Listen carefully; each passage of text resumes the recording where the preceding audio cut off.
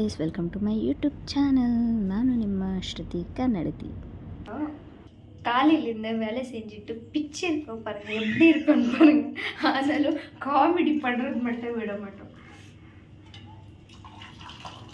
லைஃப்பில் சிரிச்சிட்டு நல்லா இருக்கணும். இன்னைக்கு சாப்பிட்றோமா நாளைக்கு சாப்பிட்றோமா டீ கலக்கமா சாப்பிட்றத பற்றி பேசுகிறேன்.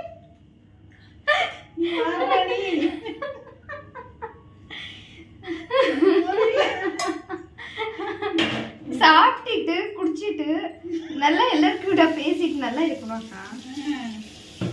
அது தெரியுது. அந்த நேரத்துல ஏன் சாவை பத்தி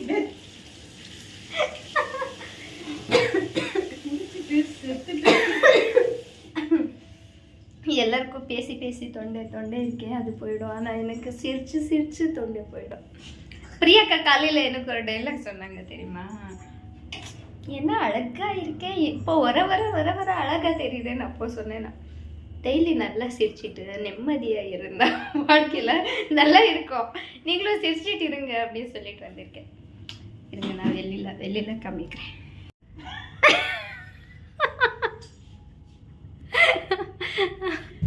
எதுவும் புரியாது, தமிழ் புரியாது, பேச வராது. கன்னடದಲ್ಲಿ ಮಾತಾಡ್ತೀನಿ, புரியும் ஆனா பேச வராது. ಅಮ್ಮಕ್ಕೂ புரியாது. ಮಾರ್ನಿಂಗಿಂದ ಕೆಲಸ ಮಾಡಿ ತುಂಬ ಸುಸ್ತಾಗಿತ್ತು. ಆಮೇಲೆ ಮನೆ ಹತ್ರ ಬಂದ್ವಿ. ಆಮೇಲೆ ಈ ಕಾರ್ ನೋಡಿದೆ ನಾನು.